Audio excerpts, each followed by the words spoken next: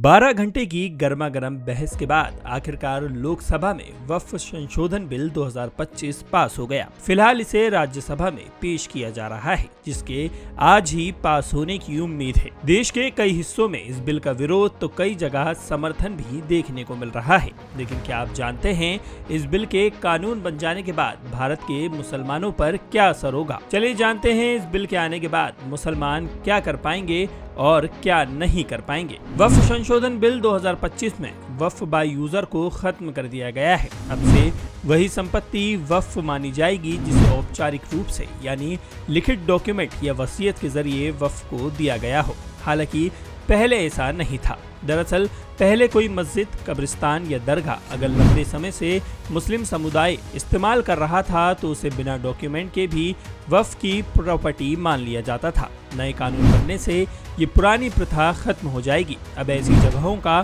कोई कानूनी दस्तावेज नहीं है तो उसे वक्फ नहीं माना जाएगा। हर वक्फ संपत्ति की जांच जिला कलेक्टर खुद करेंगे। इस जमीन का सही दस्तावेज दिखाने वाला पक्ष इस पर दावा कर सकता है। नए बिल के मुताबिक अब मुस्लिमों को संपत्ति दान करने के लिए शर्तें भी पूरी करनी पड़ेगी। नए प्रावधान के तहत कोई भी मुसलमान कम से कम 5 साल से इस्लाम को मान रहा हो और संपत्ति का कानूनी मालिक हो, वही वक्फ के लिए संपत्ति दान कर सकेगा।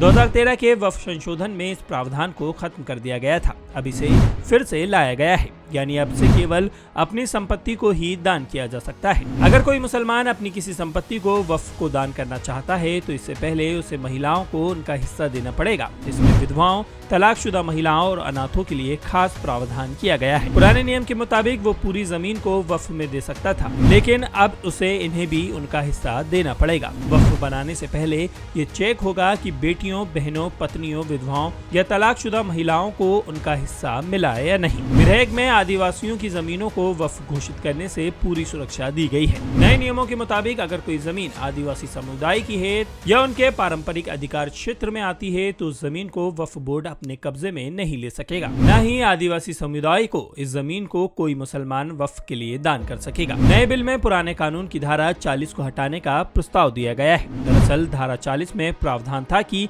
कोई संपत्ति वक्फ है या नहीं, इसका फैसला लेने का आखिरी अधिकार वक्फ बोर्ड के पास था। धारा 40 वक्फ बोर्ड को यह अधिकार देती थी। संपत्ति की जांच और उसे अपने कब्जे में लेने का अधिकार भी बोर्ड के पास ही था। कई बार इसका दुरुपयोग भी किया गया। वक्फ संशोधन विधेयक 2025 में इस धारा 40 को खत्म कर दिया गया है। अब किसी संपत्ति के वक्फ होने की जांच और फैसला जिला कलेक्टर या राज्य सरकार का नामित अफसर ही करेगा। नए बिल में इसका मतलब ये है कि ASI द्वारा संरक्षित स्मारकों को अब वक्फ के दायरे से बाहर कर दिया गया है। मान लीजिए कोई पुरानी दरगाह या कब्र ASI के पास संरक्षित है, लेकिन अगर वक्फ बोर्ड उसे अपनी संपत्ति घोषित कर देती है तो नए बिल के तहत वक्फ बोर्ड को सबूत देना होगा कि वो संपत्ति वास्तव में उनकी है।